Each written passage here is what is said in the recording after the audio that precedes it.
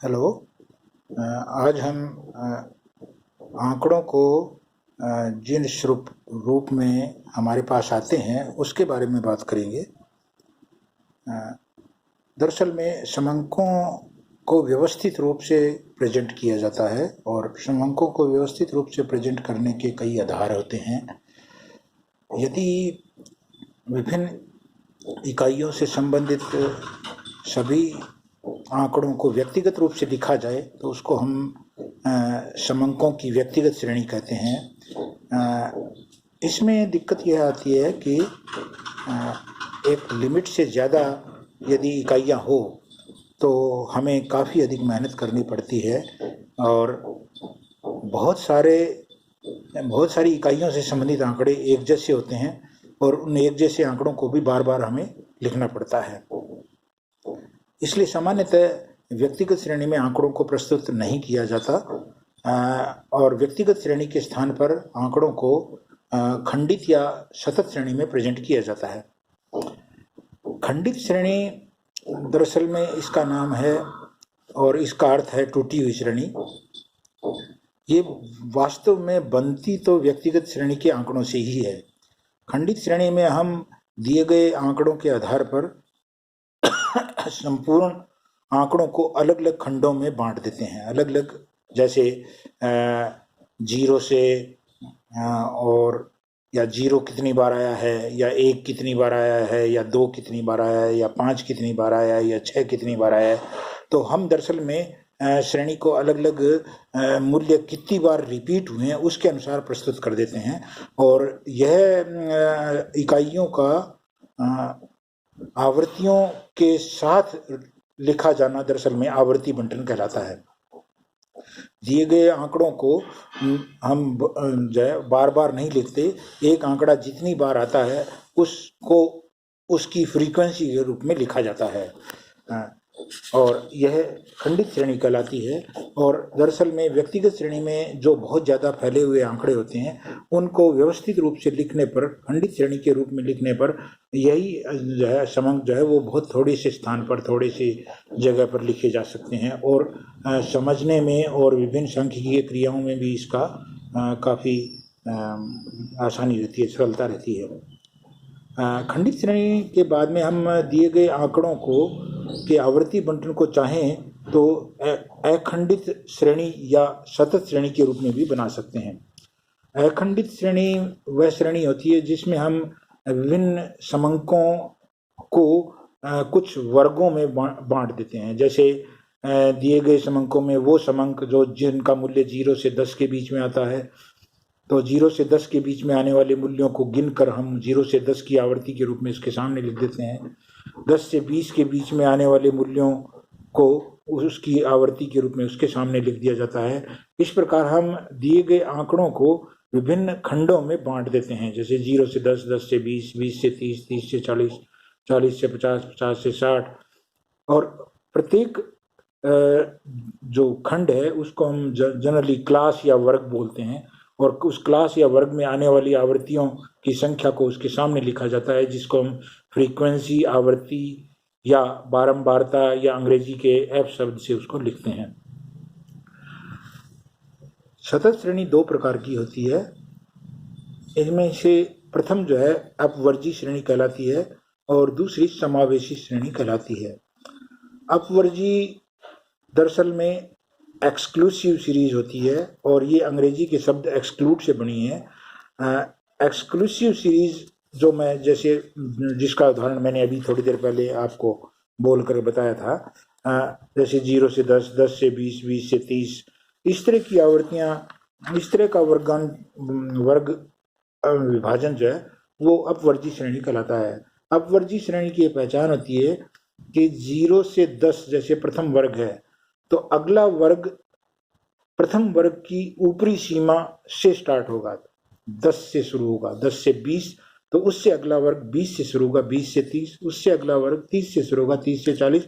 तो प्रत्येक पहले वाले वर्ग की ऊपरी आवर्तन सीमा अगले वर्ग की निचली सीमा के रूप में लिखी जाती है और उसी अनुरूप हम जो है हम आवर्तियों को उसके सामने लिखते हैं। लेकिन प्रश्न यह पैदा होता है कि 0 से 10 में 10 प्रथम वर्ग में भी आया और 10 से 20 में 10 द्वितीय वर्ग में भी आया, तो यदि कोई मूल्य ठीक 10 के बराबर हो तो उसे किस में शामिल किया जाएगा, 0 से 10 में या 10 से 20 में। 0 से 10 में दरअसल में लिखा जरूर जाता है ऊपरी सीमा 10 को, लेकिन वास्तव में यदि कोई मूल्य 10 हो तो उसे उसमें शामिल नहीं किया जाता। ये शामिल नहीं करना या एक्सक्लूड करने का जो ये गुण है, इस एक्सक्लूड करने के गुण के कारण ही इसे एक्सक्लूसिव सीरीज कहा जाता है। इसी प्रकार द्वितीय वर्ग जैसे 10 से 20 है और तीसरा वर्ग 20 से 30 है, तो 10 से 20 में 20 को उस 10 से 20 में शामिल नहीं किया जाता, बल्कि उससे अगले वर्ग 20 से 30 में शामिल किया जाता है। दरअसल में अपवर्जी श्रेणी में प्रत्येक वर्ग की ऊपरी सीमा उस वर्ग में शामिल ना होकर के उससे अगले वर्ग में शामिल होती है, और ये एक्सक्लूड करने का जो गुण होता है, इस एक्सक्लूड करने के गुण के कारण ही इसको अंग्रेजी में एक्सक्लूसिव और हिंदी में अपवर्जी श्रेणी कहते हैं। एक और तरह से अखंडित श्रेणी को लिखा जाता है जिसको हम समावेशी श्रेणी कहते हैं। समावेशी श्रेणी की पहचान ये है कि इसमें प्रथम वर्ग जिस मूल्य पर खत्म होता है उससे अगला वर्ग उस मूल्य से शुरू ना होकर के उससे अगले मूल्य से, उससे आगे से शुरू होता है। जैसे उदाहरण के लिए प्रथम वर्ग है 0 से 9 और उससे अगला वर्ग है 10 से 19, तो प्रथम वर्ग 9 पर खत्म हुआ, द्वितीय वर्ग 10 से शुरू हुआ, तो 0 से 9 का मतलब है कि वो सारे मूल्य जो 0 और 0 से ज़्यादा हैं और 9 से कम है, वो सारे मूल्य इस प्रथम वर्ग में शामिल होंगे। ये वर्ग की निचली सीमा के मूल्य और वर्ग की ऊपरी सीमा के मूल्य दोनों का सम्मिलित होने का जो गुण है, दोनों का उसी वर्ग में सम्मिलित होने का जो गुण है, उसके कारण इसे इंक्लूसिव सीरीज बोलते हैं। यही बात अपन अगले वर्ग के लिए कह सकते हैं 10 से 19, उसमें भी 10 भी उसी वर्ग में शामिल है और 19 भी उसी वर्ग में शामिल है। लेकिन इसमें थोड़ी सी दिक्कत ये आती है कि हमें देखने में ये श्रेणी लगातार या सतत श्रेणी लगती है, लेकिन वास्तव में ये श्रेणी सतत नहीं होती, क्योंकि प्रथम वर्ग जहाँ खत्म होता है और अगला वर्ग जहाँ से शुरू होता है उसके बीच की जो भी गणितीय वैल्यू है वो उसमें मिसिंग होती है। जैसे यदि मैं 0 से 9 पहला वर्ग बोलता हूँ और 10 से 19 दूसरा वर्ग बोलता हूँ, तो 9 और 10 के बीच के मूल्य जैसे 9.2, 9.5 या 9.6 या 9.7 या 9.9 वगैरह वगैरह, उनको किस में शामिल करना है यह इसमें स्पष्ट नहीं होता। इसीलिए समावेशी श्रेणी को अपवर्जी में बदलकर सभी सांख्यिकी क्रियाओं को अपनाया जाता है।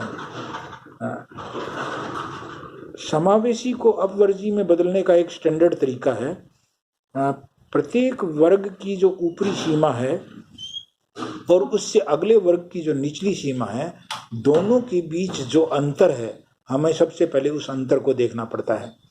जैसे यदि कोई वर्ग 0 से 9 और 10 से 19 है, 0 से 9 और 10 से 19 है, तो प्रथम वर्ग 9 पर खत्म हुआ और द्वितीय वर्ग 10 से शुरू हुआ, दोनों के बीच अंतर जो है वो 9 और 10 के बीच का अंतर 1 है। हमें इस तरह के अंतर को जो है वो देखना पड़ता है और उस अंतर को आधा करना पड़ता है। उस अंतर को 2 से आप विभाजित कर दीजिए, उस अंतर के आधे को प्रत्येक वर्ग की निचली सीमा में घटाना है और अब ऊपरी सीमा में जोड़ना है।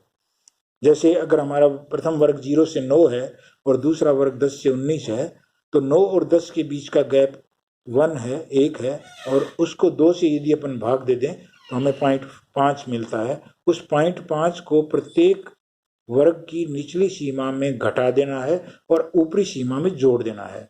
जैसे 0 में से 0.5 घटाया तो -0.5 और 9 में जोड़ा तो 9.5, यानी प्रथम वर्ग हमारा -0.5 से 9.5 हो जाएगा। इसी तरह से अगला वर्ग 10 से 19 है, 10 में से 0.5 घटाएंगे तो वो 9.5 और 19 में जोड़ेंगे तो 19.5 हो जाएगा। और इस प्रकार जो है हमारी जो सतत श्रेणी जो है, जो समावेशी रूप में वास्तव में सतत नहीं थी, उसे हम सतत बना लेते हैं। तो 3 प्रकार की श्रेणियां, व्यक्तिगत श्रेणी, खंडित श्रेणी और सतत श्रेणी के रूप में हमारे पास प्रश्न आते हैं, और प्रत्येक प्रश्न को जो है हल करने के लिए हमें, यदि ये श्रेणियाँ 3 अलग अलग तरह की है, तो ज़्यादातर में 3 अलग अलग तरह के मेथड से ही उन सवालों को हल किया जाता है। चाहे आपको माध्य निकालना हो, चाहे आपको मध्य का निकालना हो, या बहुलक निकालना हो, तीनों प्रकार की श्रेणियों में अलग अलग तरीके से जो है वो इनको निकाला जाता है। यही बात आप प्रमाप विचलन, माध्य विचलन वगैरह के लिए भी कह सकते हैं। तो आज हमने समंक श्रेणियों के बारे में जाना। अगले लेसन में हम माध्य के बारे में जानेंगे। धन्यवाद।